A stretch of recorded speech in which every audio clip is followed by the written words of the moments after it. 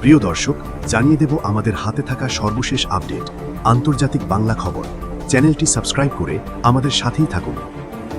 ইউরোপের রাষ্ট্রদূতদের তলব করে কঠিন হুঁশিয়ারি দিল ইরান। সম্প্রতি ইরানের elite force Islamic revolutionary guard corps বা IRGC-কে সন্ত্রাসী সংগঠন হিসেবে তালিকাভুক্ত করেছে ইউরোপীয় ইউনিয়ন। এর পাল্টা পদক্ষেপ হিসেবে ইউরোপীয় বাহিনীগুলোকে সন্ত্রাসী সংগঠন ঘোষণার পর এবার তেহরানে থাকা সব ইউরোপীয় দেশের রাষ্ট্রদূতদের তলব করেছে ইরান। ইরানের পররাষ্ট্র মন্ত্রণালয়ের মুখপাত্র ইসমাইল বাগাই বলেন, IRGC-কে সন্ত্রাসী সংগঠন হিসেবে তালিকাভুক্তি এর একটি ভুল সিদ্ধান্ত এবং ইরানের প্রতি অপমান বলে বিবেচিত হচ্ছে। তিনি বলেন, রাষ্ট্রদূতদের তলব করে কঠিন হুঁশিয়ারি এবং তেহরান আরও কঠোর ব্যবস্থা নেওয়ার বিষয় বিবেচনা করছে বলে সতর্ক করা হয়েছে।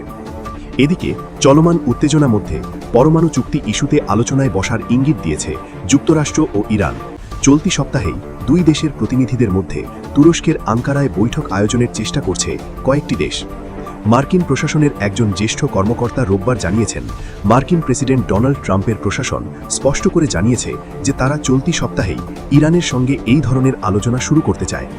প্রতিবেদনে বলা হয়, তুরস্ক, মিশর ও কাতার যৌথভাবে চলতি সপ্তাহে তুরস্কের রাজধানী আঙ্কারায় এই বৈঠকটি আয়োজনের উদ্যোগ নিচ্ছে। প্রস্তাবিত এই বৈঠকে হোয়াইট হাউসের বিশেষ দূত স্টিভ উইটকফ ও ইরানের জ্যেষ্ঠ কর্মকর্তারা অংশ নিতে পারেন।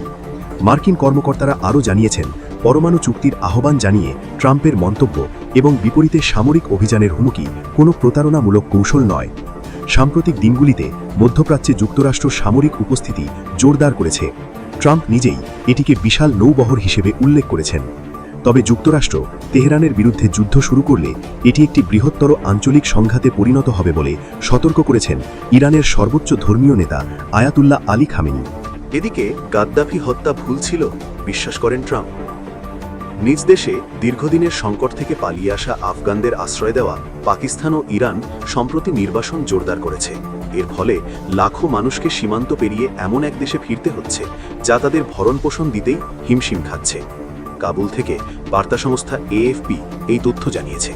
প্রতিবেদনে বলা হয়েছে, পরিবার পরিজন নিয়ে কিংবা একা যেভাবেই তারা সীমান্তে পৌঁছাক না কেন, আফগান প্রত্যাবাসনকারীদের নতুন করে জীবন শুরু করতে হচ্ছে দারিদ্র্য ও পরিবেশগত সংকটে জর্জরিত কোনো এক দেশে। আফগানিস্তানে ফিরে আসা মানুষদের পরিস্থিতি ও চ্যালেঞ্জগুলো তুলে ধরেছে AFP। আন্তর্জাতিক অভিবাসন সংস্থা IOM জানায়, 2023 সালের সেপ্টেম্বর থেকে এখন পর্যন্ত ইরান ও পাকিস্তান থেকে 1/2 কোটির বেশি আফগান নিজ দেশে ফিরে এসেছেন।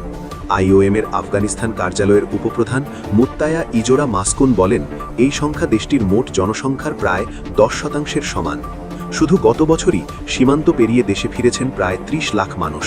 তাদের অনেকেই কয়েক দশক কাটিয়েছেন বিদেশে। মাসকুন বলেন, এত বিপুল মানুষের আগমন সামাল দেওয়া যে কোনো দেশের পক্ষেই কঠিন। IOM-এর এক জরিপ অনুযায়ী আফগানিস্তানে ফেরার কয়েক মাস পরও 80% মানুষের স্থায়ী বাসস্থান নেই।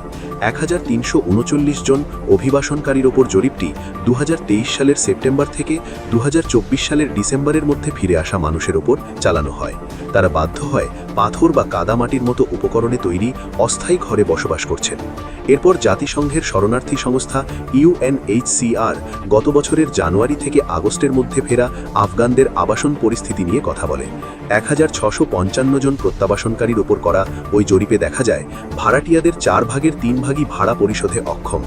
একই সঙ্গে অধিকাংশ পরিবারকে এক কক্ষে 4 জন পর্যন্ত গাদাগাদি করে থাকতে হচ্ছে।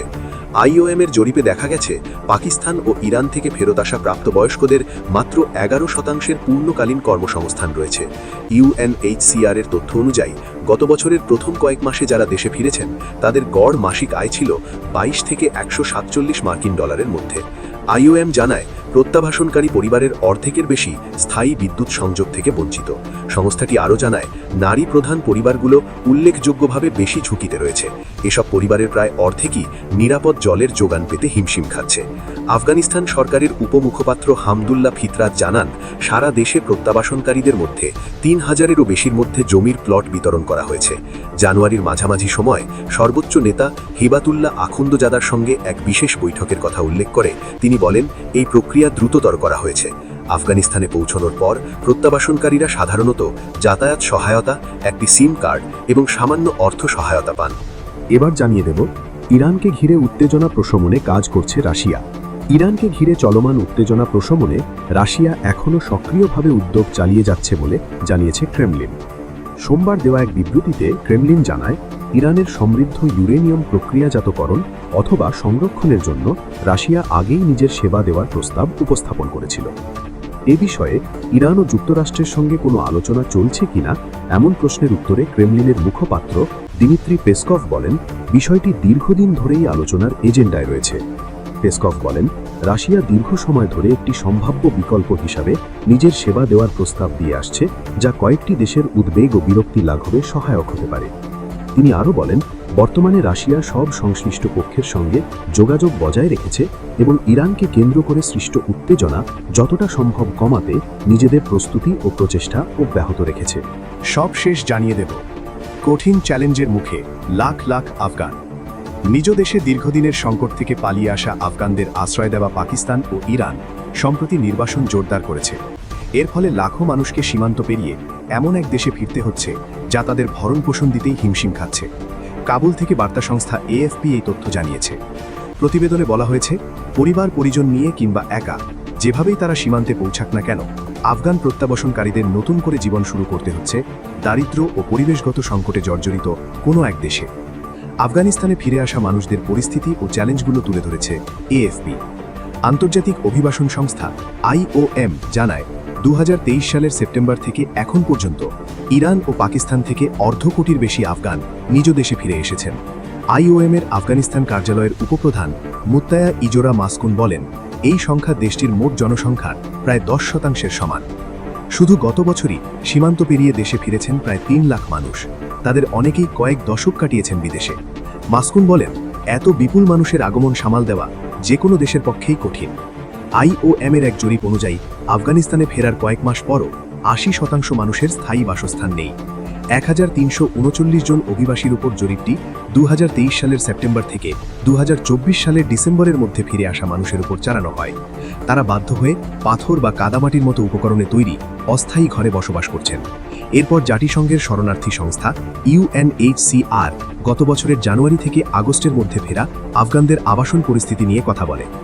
1655 জন প্রত্যাবাসনকারীর উপর করা ওই জরিপে দেখা যায়, ভাড়াটিয়েদের 4 ভাগের 3 ভাগই ভাড়া পরিশোধে অক্ষম। একই সঙ্গে অধিকাংশ পরিবারকে এক কক্ষে 4 জন পর্যন্ত গাদাগাদি করে থাকতে হচ্ছে। IOM-এর জরিপে দেখা গেছে, পাকিস্তান ও ইরান থেকে ফেরত আসা প্রাপ্তবয়স্কদের মাত্র 11% পূর্ণকালীন কর্মসংস্থান রয়েছে। UNHCR-এর তথ্য অনুযায়ী গত বছরের প্রথম কয়েক মাসে যারা দেশে ফিরেছেন তাদের গড় মাসিক আয় ছিল 22 থেকে 147 মার্কিন ডলারের মধ্যে। IOM জানায়, প্রত্যাবাসনকারী পরিবারের অর্ধেকের বেশি স্থায়ী বিদ্যুৎ সংযোগ থেকে বঞ্চিত। সংস্থাটি আরও জানায়, নারী প্রধান পরিবারগুলো উল্লেখযোগ্যভাবে বেশি ঝুঁকিতে রয়েছে। এসব পরিবারের প্রায় অর্ধেকই নিরাপদ পানীয় যোগান পেতে হিমশিম খাচ্ছে। আফগান সরকারের উপমুখপাত্র হামদুল্লাহ ফিতরাত জানান, সারা দেশে প্রত্যাবাসনকারীদের মধ্যে 3000-এর মধ্যে জমির প্লট বিতরণ করা হয়েছে। জানুয়ারির মাঝামাঝি সময়ে সর্বোচ্চ নেতা হিবাতুল্লাহ আখুন্দাজাদার সঙ্গে একটি বিশেষ বৈঠকের কথা উল্লেখ করে তিনি বলেন, এই প্রক্রিয়া দ্রুততর করা হয়েছে। আফগানিস্তানে পৌঁছানোর পর প্রত্যাবাসনকারীরা সাধারণত যাতায়াত সহায়তা, একটি সিম কার্ড এবং সামান্য অর্থ সহায়তা পান।